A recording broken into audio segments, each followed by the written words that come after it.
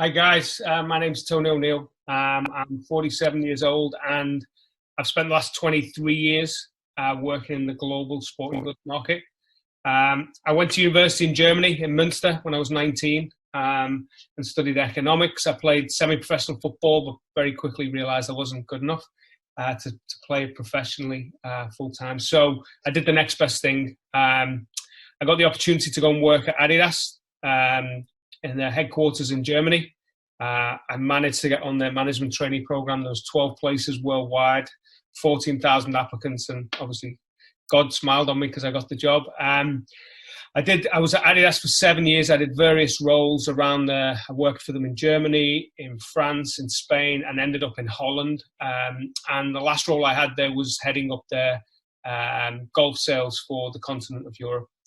About 2005, I got a call towards the end of the year from a small company based out of Baltimore in Maryland, from the owner and founder, a company called Under Armour, which back in the day we had no idea what it was. But their owner and founder called me.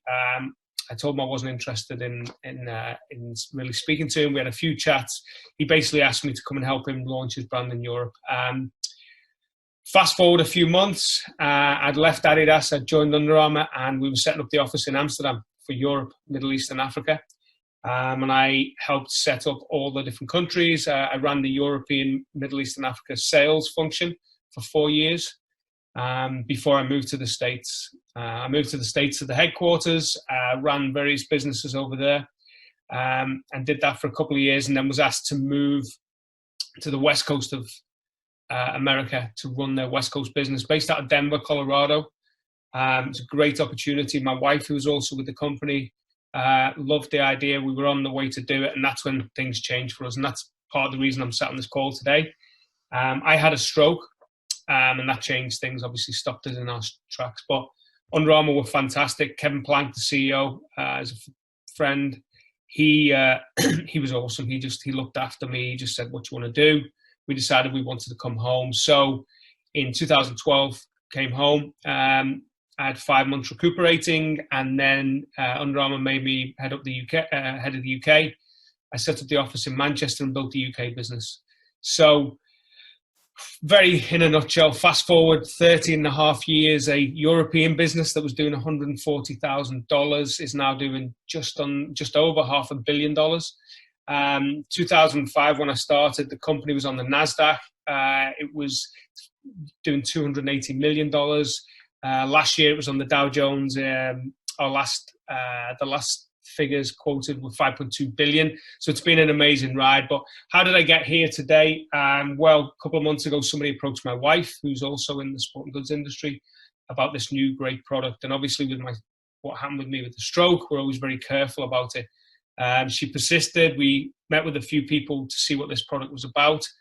And as Ruth alluded to, the test-based nutrition piece really got my attention. So I consulted two of my dearest friends and two of the smartest people I know and best qualified people I know in their industry. And my point was, if they gave it the nod, I'd be in. So without further ado, I'll pass you to two of my friends. I'll pass you back to Ruth, who'll pass you on to them. Thank you, Tony. So next up, we have the amazing Parsley, strength and conditioning coach he'll tell you himself, but he's trained some Olympic medalists and he also works with professional footballers. So Neil, over to you. Hi guys. Yeah, just a bit of background about myself. I was lucky to be born into a very sporty family. My father was a professional footballer. That wasn't my chosen sport. My chosen sport was rugby league. So I played professional rugby league. Mid-20s, decided needed a bit of a career change, something with a bit of longevity. And I went back to university and did my sports science degree. After completing that, I got my first sort of full-time role as a strength and conditioning coach for the English Institute of Sport. The EIS, English Institute of Sport, they provide all the services for Olympic athletes in this country. So anyone who wants to go to the Olympics, part of an Olympic team for all the various summer and winter sports, utilize the services of the EIS. Obviously, as a strength and conditioning coach, I was working in Manchester, based in Manchester. The main sports I was working with were British cycling and track and field. So British cycling, helping with programs for people like Vicky Pendleton, Chris Hoy, a young Mark Cavendish, young Geraint Thomas. So it was a really good group of athletes. Took them athletes and several other athletes to the Beijing Olympics. Unbelievable experience for myself. My first Olympic experience. As I say, British cycling smashed it. Took the world of cycling by storm. Basically won every medal, and unbelievable. I came back after that, and there was a job with GB Taekwondo as the lead strength and conditioning coach, which I got. And then for the next 4 years, went with a goal of taking 4 athletes to London 2012, and try and get them all on the podium. So it was 4 years of training camps all over the world. Unbelievable experience. European Championships, World Championships on the way to that Olympic Games. I was very lucky to be part of the team that delivered Jay Jones to an Olympic gold medal and Latela Mohammed to a bronze medal. Something I'll never forget. Post 2012, I went back to the sport I know and I love, which is rugby.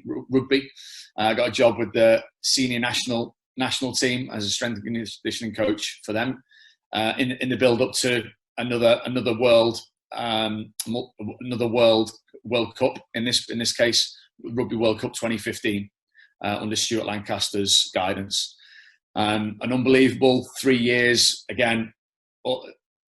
Touring the world, New Zealand, Argentina, training camps over in Denver, Colorado, pre-World Cup, and then actually being part of the team at the actual Rugby World Cup.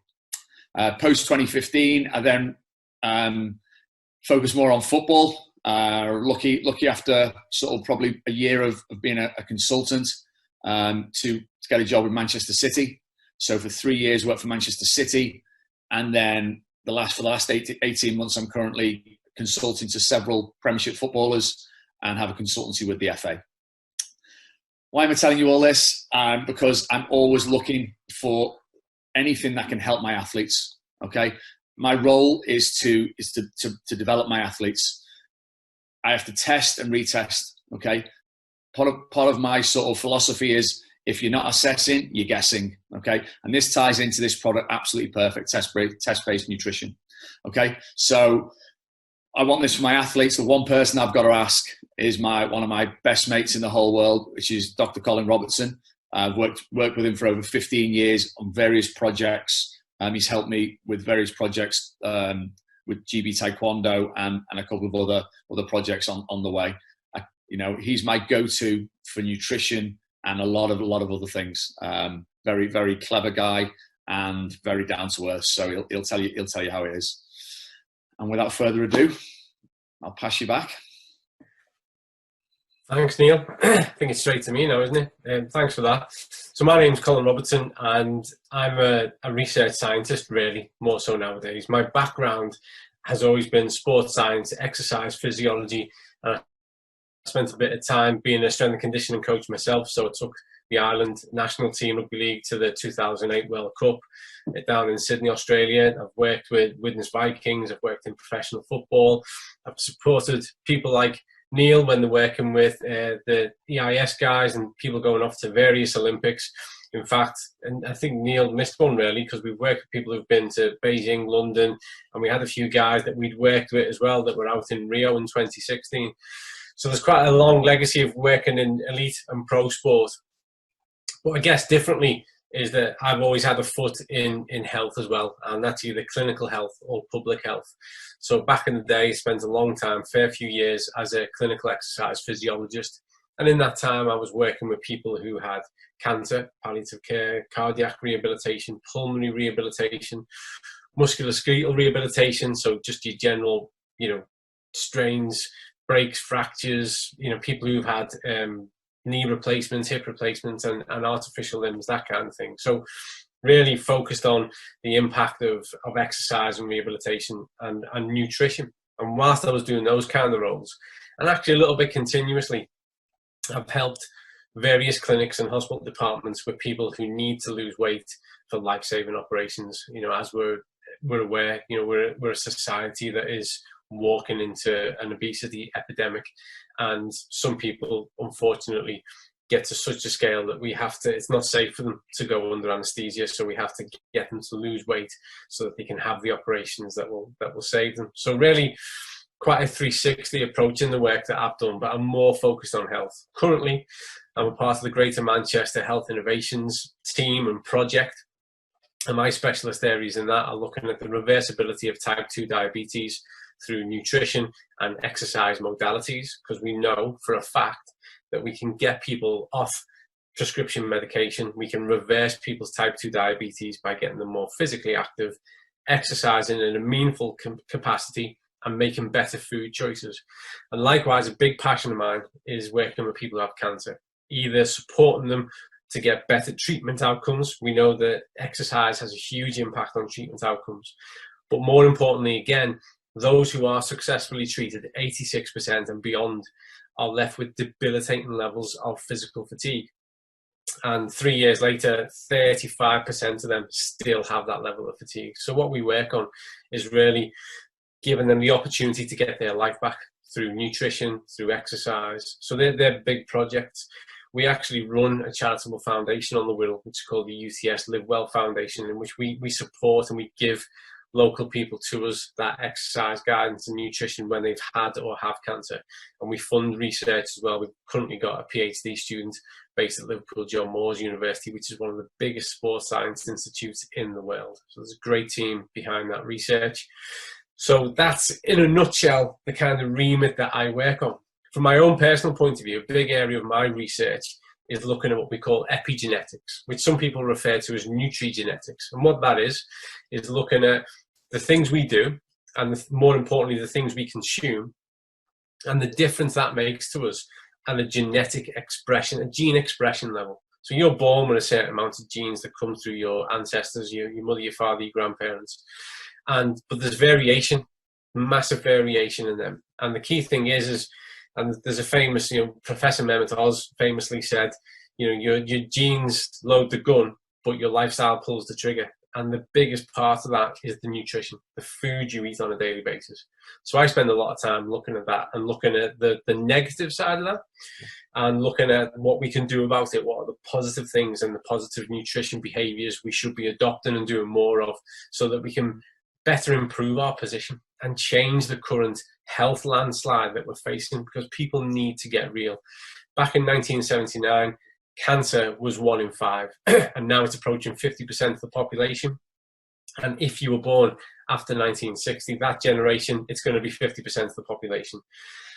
Cardiac disease, metabolic syndrome, type 2 diabetes, these are all conditions that are progressively getting worse. More people are getting them. Not only that, but people are getting them sooner. So more people are getting chronic diseases earlier.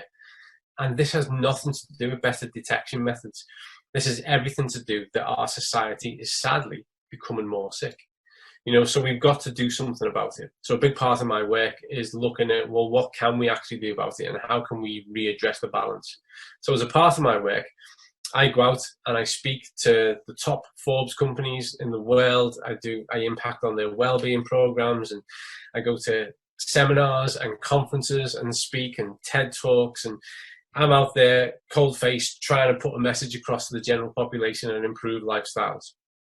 I still to this day work in the background with elite sport and athletes, so I'm still working on that part too. But more importantly, I'm trying to look and trying to convince industries to create things that can improve people's situation. And a long time ago, I first said that, the food industry has a duty of care to design and provide intelligent products that genuinely improve people's lives. Because since the early 1950s, all the way up until now, 70 years worth of industrialized food, what's happened to us is we've been taken hostage now by, essentially, there's 11 big food companies that own most of the other food companies. They control the message around food, and they control food availability as to what you find in your supermarket, your local shop, wherever you go. And most of that is doing us harm. 60%, just about 60% of the British diet and the American diet and the Australian diet is made up of ultra-processed foods. And we know, going back to epigenetics, those foods damage us at a cellular and genetic level. So this needs to change, and we need companies that are going to devise and provide intelligent products that are genuinely backed by science, that have a morality to the processing part of them, so that people can actually do something about it. Because sadly, much to my dislike, we're not going to go back 70 years. We're not going to suddenly start to farm the land ourselves. We're not all going to have allotments. We're not going to all be able to purchase foods, organic foods from our local farms. We're talking about a global population that is double what it was 70 years ago.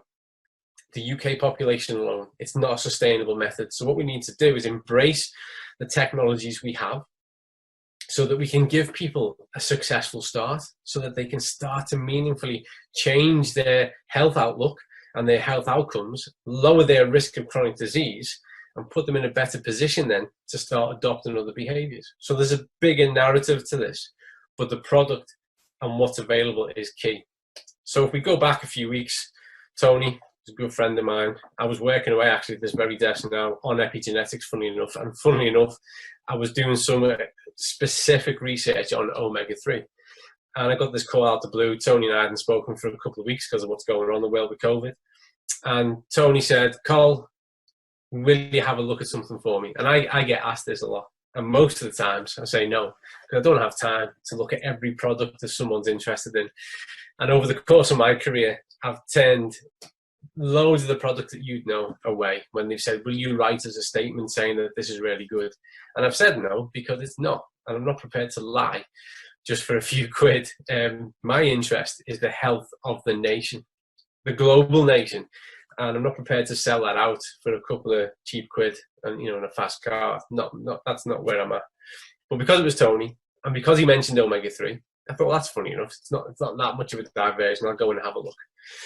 And that led me to Zinzino and a balance oil. So at the very first look, which any researcher does this, the first time you look at something, you compile a list that's got more questions than it does answers. I can read, I can see what's being said about it, but I want to know, well, what about this and what about that? First thing I saw was that there's a test involved. As a researcher, as a scientist, as a practitioner, as Neil alluded to, we like a test, because then we can see where we're at, we can do something about it, and see what progress we've made, if any. So I like the fact that it was a test. What I liked about the test is that when you check that test up, that's a verified, valid research test, devised back in 2004. It stacks up, it's objective, and it's a genuine scientific research test. So I was quite convinced by that. The thing that really convinced me, and this was because what I was looking at the time was the problem we have with getting omega-3 into the diet, is that they had a product that was attaching the polyphenol to the omega-3. That's really, really important, because the fish oil industry, most omega-3, the vast majority of omega-3 supplements that you can buy, which should be the solution, aren't the solution, because they're typically detached from the polyphenol. When omega-3s occur in nature, sea algae, wherever it is, they will be naturally attached to the polyphenol.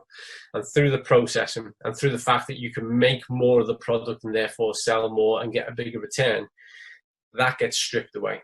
And what you're left with is a relatively unstable. Some people use the term that it's almost rotten. I don't like that, but it's certainly not as alive. It's not. The biological grade of it is not great, and hence why most people who take omega-3 supplements barely change their status, because the status we're talking about, that we know about, is that within the human body, we need to have a ratio of omega-6 to omega-3 that is approximately 3:1. That's the optimal ideal ratio. The problem we've got, certainly in the UK and in the States and most Western industrialized worlds, is that people are typically at 15, 20:1, because it's really easy to access sources of omega-6, but it's not so easy to access sources of omega-3. The other problem we've got is the bioavailability of omega-3. So even when you go and buy that fatty fish, or you go and get some walnuts where you typically, and you do find omega-3, sometimes the quality is not great because of intense farming procedures, whether that's fish farming or whatever. So there is a complexity to get an omega-3, a good quality omega-3. And then if it's stripped from the polyphenol, its impact, its efficacy is compromised. The polyphenol is really important because this acts as a chaperone. So when you consume the omega-3 with the polyphenol, the first thing the polyphenol does, and in this instance, the product, they take that polyphenol in the standard product from olive oil. It protects the omega-3 as it goes through the tract, through the stomach, so that it can reach the periphery. This is really important because the stomach will destroy most of an average omega-3 supplement. It'll just destroy it because it's exposed, it's already degrading, and the stomach will finish most of it off. So then what gets to the cells to do its job is compromised. But the polyphenol acts as a chaperone. Secondly, then, the polyphenol itself is an anti-inflammatory. And a big problem we've got when it comes to things like cardiac disease and when it comes to the top 4 cancers is this notion of systemic inflammation. Our bodies are constantly inflamed and feel like they're in a sick condition all the time. And this is largely due to our lifestyle. We don't move enough, we don't exercise enough, people who smoke, whatever it is, but hugely because of the things that we eat and consume that are wreaking havoc and causing this damage. And our inflammatory markers are constantly high. So the polyphenol protecting the omega-3 and starting to control that inflammation. Now the omega-3 gets to the cell and gets to work its magic. And what you have to remember is at your core, you are just a random collection of atoms and cells that has been put together in a miraculous way. Genuinely, there's nothing like us in the known universe so far. And you get to live for so long. And the quality of those cells determine the quality of your health, which determines the quality of your living experience. When something's wrong at a cellular level, you've got a real problem. Cancer is a problem that occurs at a cellular level. So the omega-3 goes into the cell. It's also anti-inflammatory.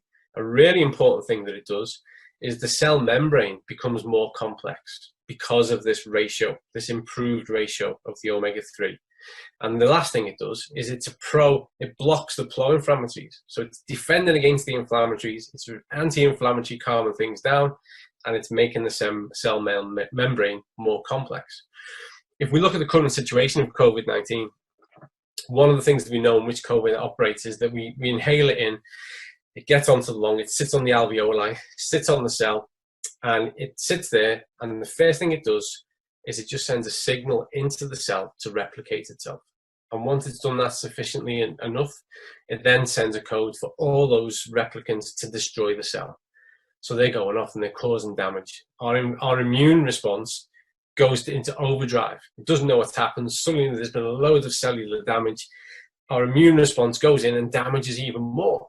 And that leaves us wide open to pleurisy, pneumonia, and these are the things, these are the things that are killing people. In some instances, it's a heart attack because of the extent of the trauma. So we need to be thinking more about how we protect our cells. We optimize the quality of our cells because that's what we are at our essence.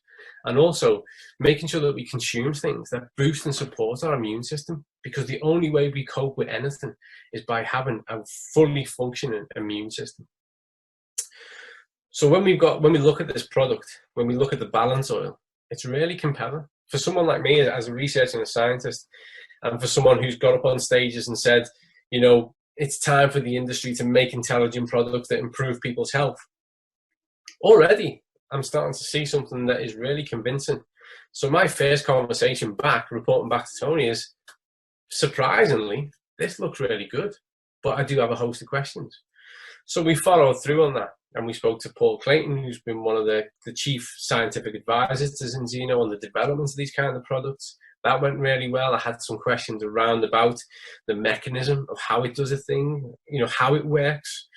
And Paul was really gracious with his time and gave some it was a good debate. We spent some quality time ironing out a few of those factors, which was really, really useful. So what we have now is not only a product that does that, there's a vegan option too. for those who will only live off plant-based diets, essentially. So it's viable for everybody to now look at addressing that factor meaningfully.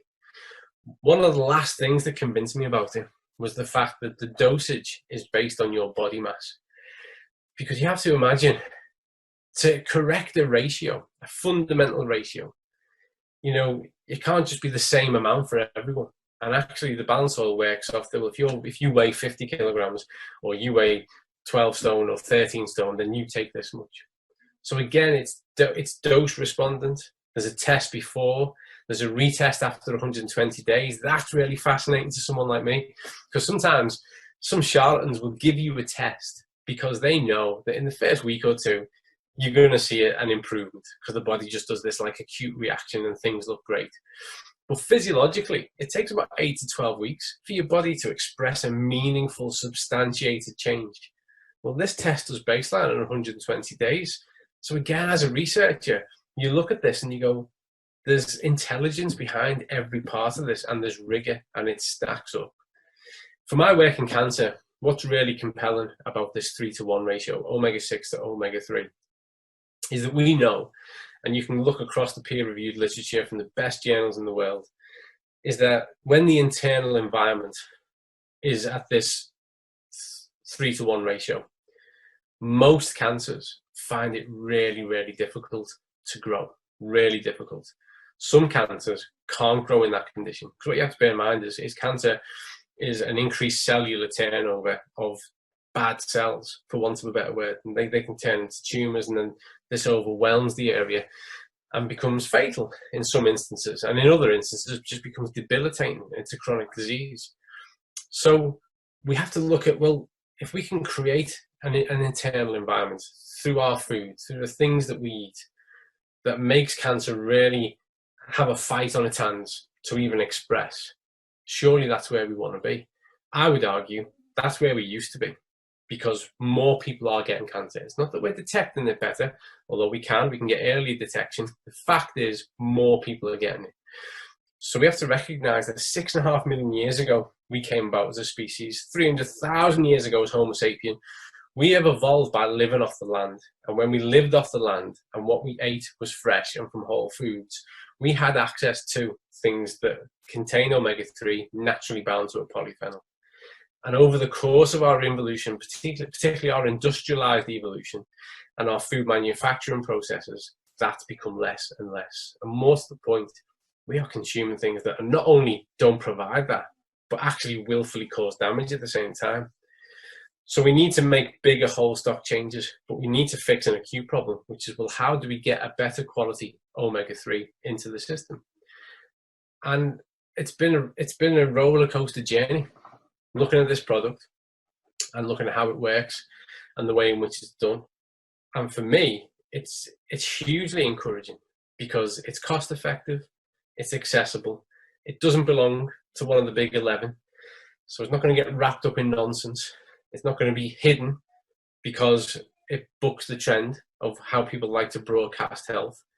To me, for the first time, certainly in my career, I've genuinely got a product that I would say, taking this will improve your health status. This is really powerful. This, in my career, which is over 20 years, well over 20 years, this is the first time I can genuinely, objectively, impartially go, no, you should take this. This is what you should take to improve your health. Because by looking towards our cellular health, that's the building block of how everything else can be sustained as healthy and promoted as healthy. So that's pretty much everything I can say about the balance oil. It's been a surprise to me. It's been a welcome surprise. It's been a roller coaster of a ride finding out about it. It's made me look at the literature in a different way. And it's quite an interesting one. I'd say to anyone who's listened to this, got anything of a research background, what you'll find quite uniquely, if you go and look at the peer-reviewed literature around omega-3 and 6 and omega-9, when we look at that ratio, there is little to no credible argument that says it doesn't matter. Where the debate is looking at how effective it can be and what's the best way to mediate it and in what populations. We are talking about huge research trials that have looked at cancer, that have looked at ADHD, that have looked at cardiac disease, diabetes, you know, peer review panels that administer research funding worth hundreds of millions